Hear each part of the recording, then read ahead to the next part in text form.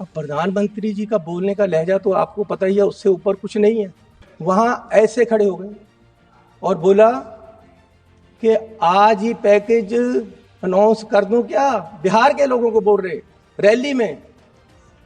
मुझे पता है 50,000 करोड़ से कुछ नहीं होगा, 60,000 कर दूं, अरे 70,000 कर दूं, 80,000 कर दूं, 90,000 कर दूं, 1.25 करोड़ रुपया आपको मिलेगा।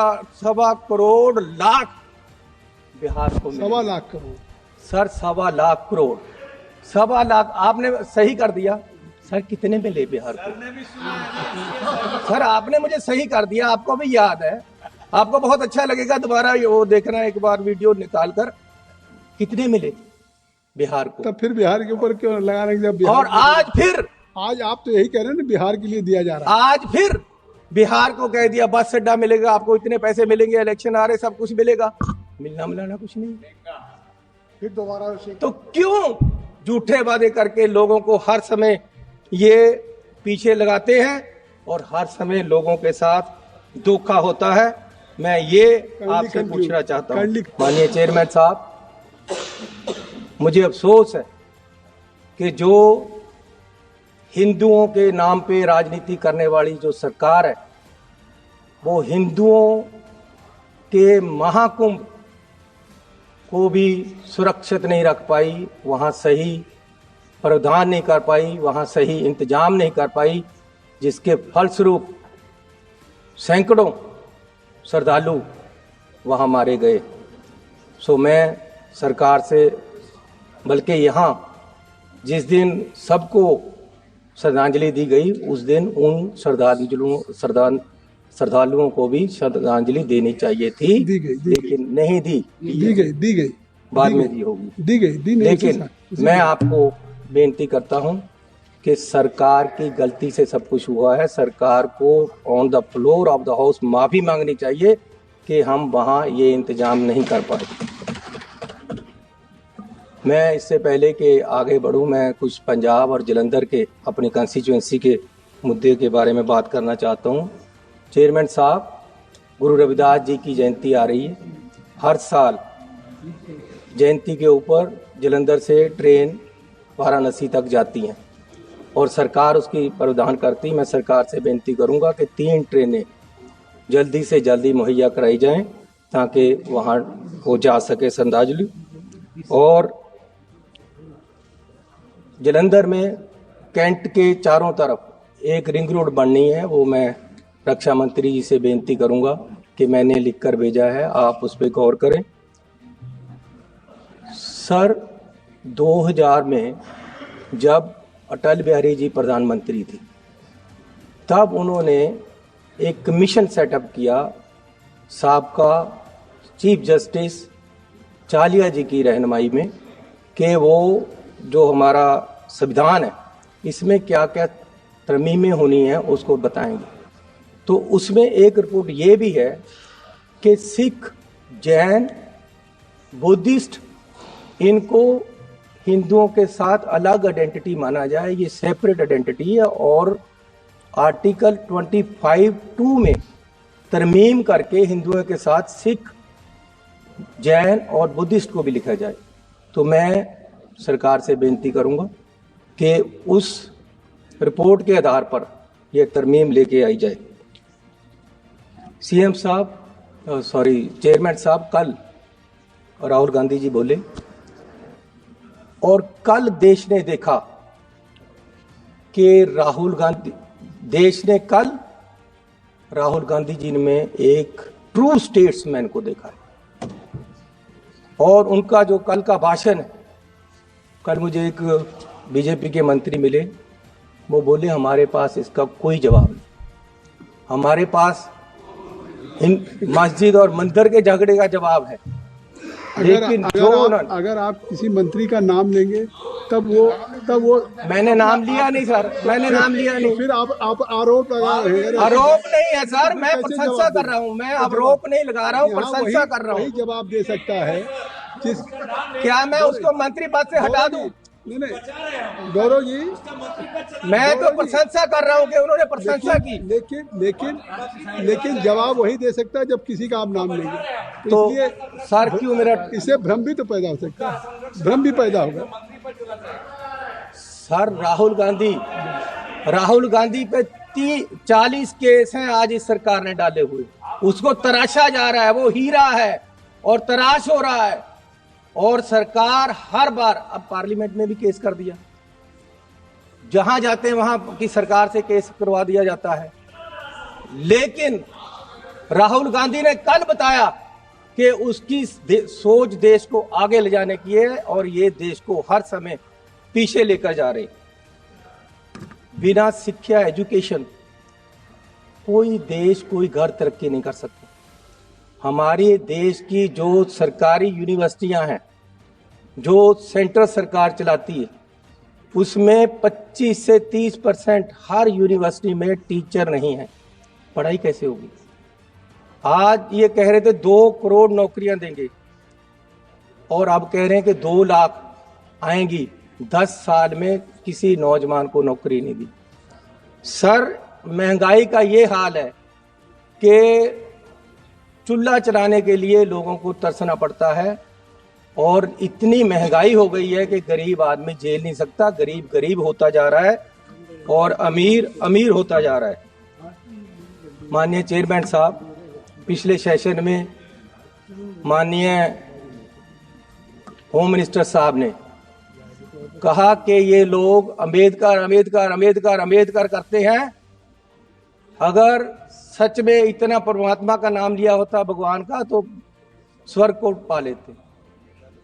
मैं आपको आपके माध्यम से इनको बताना चाहता हूं कि मैं ही नहीं, मेरे जैसे करोड़ों लोग वो हैं जिनके लिए अंबेडकर ही भगवान है।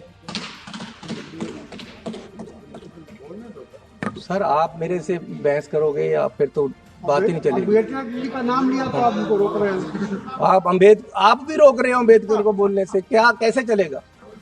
अम्बेडकर वो है जिसने मेरे जैसे करोड़ों नौजवानों को खड़ा किया है, देश को आरक्षण देकर गरीबों को ऊपर उठाया है, जिसने औरतों की वकालत की है। अम्बेडकर के नाम पे ऐसे शब्द बोलना ये निंदनीय है और माफी मांगनी चाहिए इन लोगों। और इससे उत्साहित होकर पंजाब में पिछले हफ्ते एक आदमी ने अंबेडकर साहब के बुत पे चढ़कर हथौड़े से उसको तोड़ा है। ये बीज ने नफरत का। ये आप जो ये आरोप लगा रहे हैं, जब देश का होम मिनिस्टर बोलेगा अंबेडकर के खिलाफ, तो आम लोगों को तो उत्साहित होंगे ही। आम लोग क्यों नहीं बोलेंगे? जब आपका सबका छिपा सलारी बोल रहा है, तो आम लोगों का क्या हाल होगा? आप अम्बेडकर के ही नहीं, अम्बेडकर को संविधान के भी दुश्मन हो। सदस्य जी, 1 मिनट रुक जाइए। आप ना अम्बेडकर को चाहते हो। 115 chairman sir, Bharatiya Janata party की फैक्ट फाइंडिंग कमेटी माननीय सदस्य ब्रिजलाल जी के नेतृत्व में गई और अंबेडकर जी की प्रतिमा को नुकसान कांग्रेस के कार्यकर्ता और आम आदमी पार्टी ने किया है। ये अपनी गलती छुपाने के लिए हमारे ऊपर आरोप लगा रहे। सर, फैक्ट फाइंडिंग कमेटी बनानी है तो ये बनाओ कि देश का होम मिनिस्टर अब वो आप बात क्यों गलत बोला अंबेडकर साहब के लिए, ये बताओ ना। आप और अपनी बात करें। सर, मैं यह बात ही कर रहा हूं, आज तक माफी नहीं मांगा।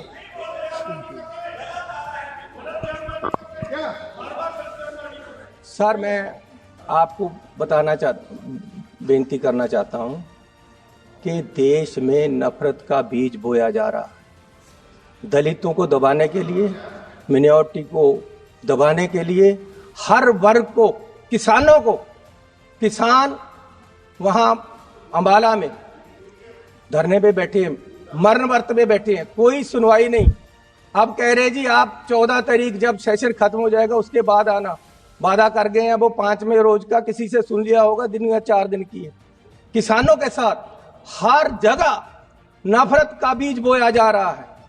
लेकिन मैं एक बात कह देना चाहता हूं कि ये आने वाली किताबों में लिखा जाएगा, ये आने वाली किताबों में लिखा जाएगा कि आपने राज किया और देश में नफरत फैलाई। माननीय चेयरमैन साहब, अब वादे देखो, कहते जी काला धन वापस लेकर आएंगे। सर, हमारे पंजाब के ट्रांसपोर्टर 1914 में बहुत सारे कलकत्ता चले गए कि बंदरगाह पे काला धन आएगा, हमें काम मिलेगा। आज तक कोई काला धन नहीं आया। फिर कहते हैं जी 15 लाख रुपए अकाउंट में आएंगे, आज तक कुछ नहीं आया। सर, अब बिहार के लिए बड़े बड़े अनाउंसमेंट कर दिए, यहां देना है कुछ 2015 में बिहार के इलेक्शन थे, प्रधानमंत्री जी वहां गए। अब प्रधानमंत्री जी का बोलने का लहजा तो आपको पता ही है, उससे ऊपर कुछ नहीं है। जिस तरीके से वो व्याख्या कर सकते हैं, लेक्चर कर सकते हैं, लोगों को जचा सकते हैं कोई बात, उससे ऊपर कुछ नहीं। वहां ऐसे खड़े हो गए और बोला कि आज ही पैकेज अनाउंस कर दूं क्या? बिहार के लोगों को बोल रहे रैली में। मुझे पता है 50,000 करोड़ से कुछ नहीं होगा, 60,000 कर दूं, अरे 70,000 कर दूं, 80,000 कर दूं, 90,000 कर दूं, 1.25 करोड़ रुपया आपको मिलेगा। 1.25 करोड़ लाख बिहार को मिलेगा। 1.25 लाख करोड़ सर, 1.25 लाख करोड़, 1.25 लाख आपने सही कर दिया। सर, कितने मिले बिहार को? सर, आपने मुझे सही कर दिया, आपको भी याद है, आपको बहुत अच्छा लगेगा दोबारा वो देखना एक बार वीडियो निकाल कर, कितने मिले बिहार को। तब फिर बिहार के ऊपर क्यों लगाने के? जब और आज आप तो यही कह रहे हैं ना, बिहार के लिए दिया जा रहा है। आज फिर बिहार को कह दिया बस अड्डा मिलेगा आपको, इतने पैसे मिलेंगे, इलेक्शन आ रहे, सब कुछ मिलेगा। मिलना मिलाना कुछ नहीं। फिर दोबारा तो क्यों झूठे वादे करके लोगों को हर समय ये पीछे लगाते हैं और हर समय लोगों के साथ धोखा होता है।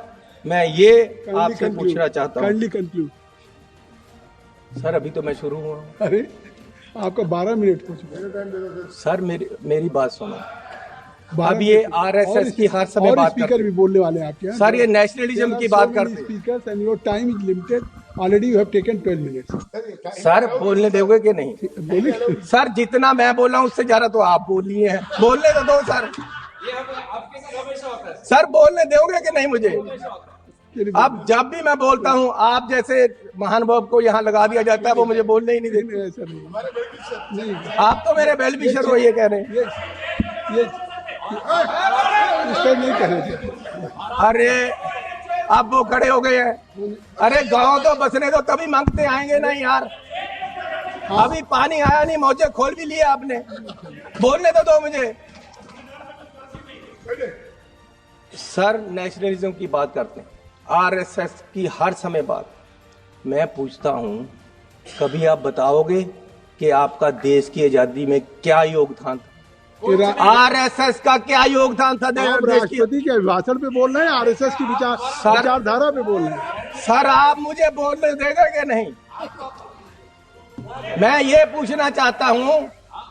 अब ये देखो सर, गौरव, ये पटेल साहब की बात कर रहे हैं। मेरे पास ये सर्टिफिकेट है कि पटेल साहब होम मिनिस्टर होते हुए उन्होंने आरएसएस को बैन किया था। ये झूठ है बात बोले। और फिर 1966 में, 1980 में आरएसएस के लिए ये कहा गया कि आरएसएस और जमात इस्लाम कोई सरकारी कर्मचारी, कोई सिविल सर्वेंट उनका मेंबर नहीं बन सकता। लेकिन आज जुलाई 24 में, जुलाई 24 में बोलने दो सर, बोलने दो आप। अब बोलने दे रहा हूँ, लेकिन एक बात है, अतीत की बात कर रहे हैं, कोई पंजाब के वर्तमान की बात करेंगे सर।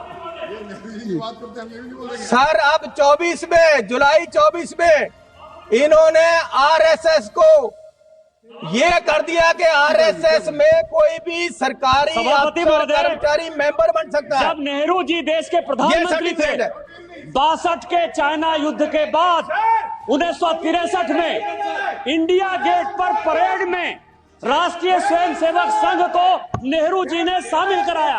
ये नेहरू जी को गाली दें, ये नेहरू जी के नीतियों को गाली दें। आरएसएस गणतंत्र दिवस के परेड में शामिल हुआ था आप माफी मांगिए देश से कि नेहरू ने गलती की। ये मेरे पास सर्टिफिकेट है, सर्टिफिकेट है, ये मेरे पास नोटिफिकेशन है सर के जानकारी दे रहे हैं, आरएसएस को जानकारी दिया। सर बोलने नहीं देना तो आपकी मर्जी है। नहीं, मैं आपको बोलने दे रहा हूँ, लेकिन आप कंक्लूड करिए ना। आरएसएस का मेरे पास नोटिफिकेशन है कि आरएसएस को कहा गया था कि आप कभी भी राष्ट्रपति का सरकारी कर्मचारियों को अभिभाषण होता है, सरकार पे बोलिए सर। पंजाब अब की ये सरकार अब वकालत तो आप ही कर रहे हो सारी उनकी सर। अब आप कह रहे राष्ट्रपति का नोटिफिकेशन होता है, सरकार करवाती है। जो भी राष्ट्रपति करते हैं पहले काउंसिल ऑफ मिनिस्टर से पास होकर जाता है। आपका 15 मिनट हो गया। ला अब बोलने नहीं देना, 15 मिनट हो गया सर। अभी 24 में आरएसएस को ये किया गया कि कोई भी सिविल सर्वेंट उनका मेंबर बन सकता है। But there are other speakers also from your party. How? So there is a time. Already he has taken for 15 minutes. He was giving only sir information. 15 minute से 12 minute तो आप ही बोल रहे हो। क्या करोगे आप? ये चन्नी पे पहले से लगा देते हो, आपके बोलना नहीं देना।